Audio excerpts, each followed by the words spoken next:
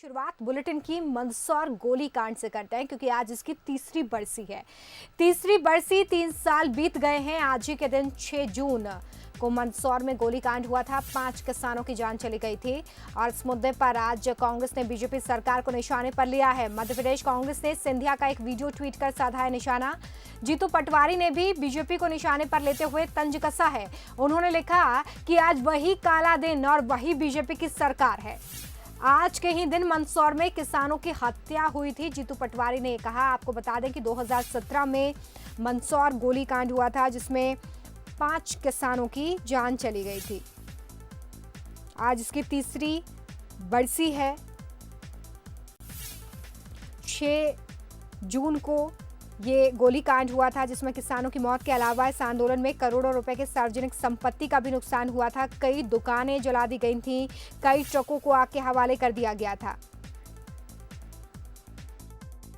वो काला दिन जिसमें किसानों पर गोलियां चलाकर उनकी हत्या की थी। आज वही सरकार है, वही मुख्यमंत्री है और वही किसानों की वेदना है। आप देखोगे कि केंद्र सरकार ने शिवराज सिंह चौहान को कहा कि जो अनाज किसान का और सरकार का सड़ा, इसके लिए सरकार दोषी है, मुख्यमंत्री दोषी है। मैं मानता हूं कि प्याज किसानों के पिछले साल 100 रुपया किलो बिके थे। आज किसानों के प्याज 1 रुपया किलो भी नहीं बिक रहे हैं और 100 रुपया बनाम 1 रुपया। इस सरकार की स्थिति देखें। मैं मानता हूं कि किसानों का गेहूं की बात हो, चने की बात हो, भाव में फसलों के दाम की बात हो, बहुत तेजी से अंतर आया है परिस्थितियों में। हमारे साथ विशेष संवाददाता विजय मांडगे फोन लाइन पे जुड़ गए हैं। विजय जी, तीसरी बरसी है लेकिन मुद्दा अभी भी उसी तरीके से भुनाया जा रहा है जिस तरीके से राजनीतिक दल इसे भुनाते नजर आए। देखिए रोमिता, विधानसभा चुनाव जो 2018 में हुए थे उसमें ये मुद्दा प्रमुखता से शामिल था कांग्रेस के कैंपेन में जी। और मंदसौर गोलीकांड का जो भी घटनाक्रम हुआ था उससे बीजेपी को बैकफुट पर तो आना पड़ा था और बीजेपी को नुकसान भी हुआ था। ये अलग बात है कि मंदसौर जो जिला है उसमें जितनी विधानसभा सीटें आती है वहां पर बीजेपी को नुकसान नहीं हुआ, लेकिन मालवा इलाके में बीजेपी को नुकसान झेलना पड़ा जी। और न केवल मालवा बल्कि जहां जहां किसान डोमिनेंट विधानसभा सीटें हैं वहां बीजेपी को नुकसान उठाना पड़ा है। तो कांग्रेस ने इसे बड़ी जोर शोर से भुनाया था 2018 के चुनाव में। 2-3 चीजें हैं कांग्रेस ने किसानों को लेकर। एक तो किसान कर्ज माफी का जो मुद्दा था वो उठाया था 2018 के कैंपेन में, जिससे फायदा मिला, और एक गोलीकांड। तो इस तरह से किसानों की बात की थी और हमने देखा कि 15 महीने तक कांग्रेस की सरकार रही और उसके बाद के जो राजनीतिक घटनाक्रम है वो भी सबने देखा है। 2 चीजें हैं, कांग्रेस मुद्दे को उठा रही है, वही सरकार है, लेकिन जो प्रमुख तौर पर कांग्रेस के कैंपेनर थे उस समय, जो चेहरा था वो अब बीजेपी में है। तो कांग्रेस कहीं ना कहीं इसे लेकर भी इसे इशू बना रही है। और अब जो 24 सीटों पर उपचुनाव होना है तो मुद्दा गर्म इसीलिए है रोमिता, क्योंकि ये जो मुद्दा है वो कांग्रेस को सत्ता में लेकर आया था 2018 में, और अब 24 सीटों पर जो उपचुनाव होना है उसमें से यदि कांग्रेस इन सीटों ज्यादा से ज्यादा सीटें जीतने में कामयाब होती है तो एक बार फिर मध्य प्रदेश में राजनीतिक समीकरण बदल सकते हैं। हालांकि ये 24 सीटें काफी महत्वपूर्ण है जिन पर उपचुनाव होना है। दोनों पार्टियां अपनी अपनी तरफ से कोशिश कर रही है। तो ये इसी वजह से कांग्रेस मुद्दों की तलाश में है। उसने अभी किसानों की जो फसल खराब हुई, अनाज भीगा है, वो मुद्दा उठाया, और उसके बाद अब ये मंदसौर गोलीकांड जो 3 साल पहले हुआ था वो मुद्दा उठाया जा रहा है। तो लगातार मुखर है कांग्रेस तमाम सारे मुद्दों को लेकर, और उसके पीछे कहीं न कहीं वजह है 24 सीटों के उपचुनाव। चलिए, बहुत शुक्रिया विजय जी हमारे साथ जुड़ने के लिए। इस खबर पर ज्यादा चर्चा हम करेंगे। हमारे साथ डॉक्टर हितेश वाजपेयी बीजेपी का पक्ष रखने के लिए जुड़ गए। हमारे साथ के मिश्रा जी हैं, कांग्रेस का पक्ष रखेंगे। आप दोनों का ही बहुत स्वागत है बंसल न्यूज पर। जी थैंक यू। जी धन्यवाद। हितेश वाजपेयी जी, सबसे पहले आपके पास आ रही हूँ सर। मंदसौर गोलीकांड एक ऐसा मुद्दा रहा है जिसे कांग्रेस ने विधानसभा चुनाव में भी काफी भुनाया था, और अब जब 15 महीने सरकार चलाई गई और उसके बाद सत्ता चली गई है तो एक बार फिर से इससे ही मुद्दा बनाया जा रहा है, वो भी उपचुनाव से ठीक पहले। और कहा यह जा रहा है कि आज वही काला दिन है, वही सरकार है। आपके रिएक्शन? देखिए विमला जी, हम लोग बहुत अच्छे से जानते हैं कि जब ये घटना हुई थी तब उस समय जो किसानों का जो अनरेस्ट था जी। उसको 3 दिन पहले ऑलरेडी शिवराज सिंह चौहान जी उज्जैन में बैठक करके आए थे, उन्होंने उसको दूर भी किया था। और उसके बाद फिर कांग्रेस के कुछ नेताओं ने इसको एस्केलेट किया था हिंसक रूप से, जिसमें खास तौर से उनके ओम प्रकाश धाकड़, जीतू पटवारी और 4-5 लोग थे जो अरेस्ट भी बाद में किए गए। इनके रॉ वीडियो फुटेज भी स्टिंग ऑपरेशंस के रूप में और मीडिया में भी चले थे, हमने डिस्कशंस भी किए थे।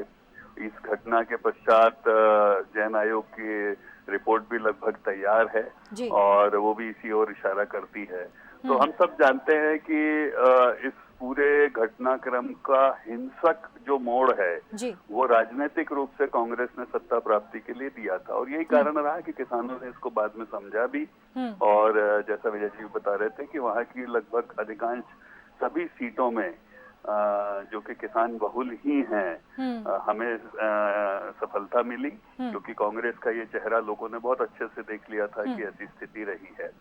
उसके बाद यदि हम देखें तो 15 महीने का समय कांग्रेस को मिला भी था। 15 महीने के समय में इस पूरे दुर्दांत जो घटना हुई थी इसको लेकर कोई भी न्याय संगत कदम कमलनाथ जी की सरकार ने नहीं उठाया। चलिए ये सवाल है कि मैं के मिश्रा जी के पास जा रही हूँ। के मिश्रा जी, महत्वपूर्ण सवाल हितेश वाजपेयी जी की तरफ से उठाया जा रहा है कि 15 महीने आपकी सरकार थी, चुनाव से पहले ये मुद्दा जोर शोर से आप लोगों ने भुनाया, अब फिर इस मुद्दे पर आप लोग बातचीत कर रहे हैं, लेकिन इस 15 महीने में क्यों किसानों के लिए कोई न्याय संगत कदम नहीं उठाया?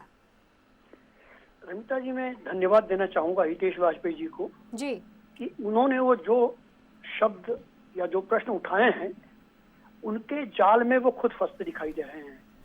नंबर 1, उनका पहला आरोप था कि कांग्रेस पार्टी हिंसा में शामिल थी। मेरा निवेदन है कि सरकार भारतीय जनता पार्टी की थी, शिवराज सिंह जी की थी, उन्होंने अब तक उन्हें बेनकाब क्यों नहीं किया? नंबर 1। नंबर 2, वे विचारधारा या वे वाजपेयी जी हम पर हिंसा का आरोप लगा रहे हैं जिनके राजनीतिक दल और विचारधारा का जन्म ही हिंसा, नफरत फैलाने की भावना और धर्म के रूप में हुआ है। नंबर 2। नंबर 3, 6 जून इस मध्य प्रदेश और देश के इतिहास में आजादी के बाद जलियांवाला बाग के रूप में, उस कांड के रूप में स्मृति पटल पर हमेशा रहेगा। ठीक है। जहां तक कमलनाथ जी की सरकार का प्रश्न कह रहे हैं तो हितेश वाजपेयी जी भी आरोप लगाना बंद कर दें। पहले शिवराज सिंह जी चौहान खुद कहते थे कि कमलनाथ जी की सरकार ने किसानों की कर्ज माफी नहीं की है जी। परसों ही उनने फिर रिपीट किया है कि 6,000 करोड़ रुपए कमलनाथ सरकार ने किसानों की कर्ज माफी की है। के मिश्रा जी, मैं आपसे सीधे सीधे ये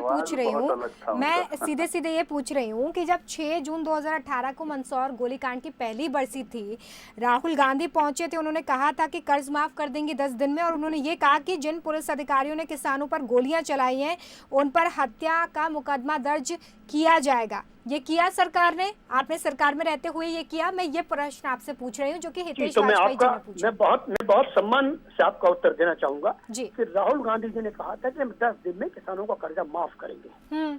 उस वक्त तक राहुल गांधी जी और माननीय कमलनाथ जी को यह स्थिति नहीं मालूम थी कि मध्य प्रदेश 1,95,000 करोड़ के कर्ज में डूबा हुआ है। कैसे नहीं मालूम? आप मेरी बात सुनिए, मुझे अपनी बात कहने दीजिए। मिश्रा जी, मुझे लगता है कि हमारी ये चर्चा जो है मुद्दे से भटक रही है। मैं सीधे सीधे ये पूछ रही हूँ कि मंदसौर गोलीकांड की तीसरी बरसी पर जब आप लोग ये कह रहे हैं कि आज वही काला दिन है, वही सरकार है, तो आपने सरकार में रहते हुए वहां पर क्या किया? इस मुद्दे पर क्या किया? क्या सिर्फ चुनाव में ये मुद्दा चुनावी हो जाता है और उसके बाद इस पर कोई एक्शन नहीं लिया जाता? क्योंकि पुलिस प्रशासन को तो क्लीन चिट आपकी सरकार में मिली थी ना सर। रमिता जी सुनिएगा, मुझे आप और हितेश वाजपेयी जी अपनी बात तो पूरी करने दीजिएगा जी। मेरी प्रार्थना आपसे इतनी भर है जी कि सरकार ने दोषियों को बचाने के लिए जैन आयोग का गठन किया था। जैन आयोग की रिपोर्ट शिवराज सिंह जी की सरकार जाने के 15 माह बाद और अभी 3 माह से उनके मुख्यमंत्री के बनने के बाद भी आज तक जारी क्यों नहीं हुई? नंबर 1। नंबर 2, जिन राहुल गांधी जी के आप कर्ज माफी की बात कर रहे हैं, जब हमने इस कर्ज से डूबे मध्य प्रदेश को हमारे मुख्यमंत्री जी ने संभाला, उस विषम स्थितियों में 22,60,000 किसानों का पहली किस्त में 60,131 करोड़ 66 लाख रुपए हमने पहली किस्त में उनके खातों में वो कर्ज माफी किया है। 1,47,000 किसानों की अकाउंट में हम लोगों ने उनकी स्वीकृतियां दे दी है। और गलत नितेश जी, मुझे लगता है आपको आना चाहिए, आपको आना चाहिए, क्योंकि मैं बार बार यहाँ कोशिश जरूर कर रही हूँ कि मुझे ये सवाल जो मैं पूछ रही हूँ उसका जवाब मिले। नहीं, देखिए रोमिता जी, जो आपकी चर्चा है या के मिश्रा जी जो रखने का प्रयास कर रहे हैं, देखिए मिश्रा जी वही रख पाएंगे जो सरकारों ने किया जी, तो प्रवक्ता है, स्वाभाविक है, सरकार तो नहीं चला रहे थे। तो इसीलिए चूंकि आपके दोनों जो प्रश्न है वो बहुत टू द पॉइंट हैं और उनके जवाब चूंकि सरकार ने कोई काम नहीं किया तो वो कैसे दे देंगे। ठीक है। और यही कारण है कि चुनाव में किसानों ने भी इस बात को समझा कि भाई कोई भी सरकार कभी चाहती है कि उसके राज्य में गोली चले, नहीं चाहती है, और इसीलिए हमने फेयर जांच के लिए जैन आयोग का गठन किया। जैन आयोग की रिपोर्ट जब हमारी सरकार जा रही थी और उस समय आई थी और हम विधानसभा पटल पे रखने भी वाले थे, लेकिन कार्यकाल पूरा हो गया था, उसके बाद हम नहीं आ पाए। 15 महीने ये लोग उस पर बैठे रहे।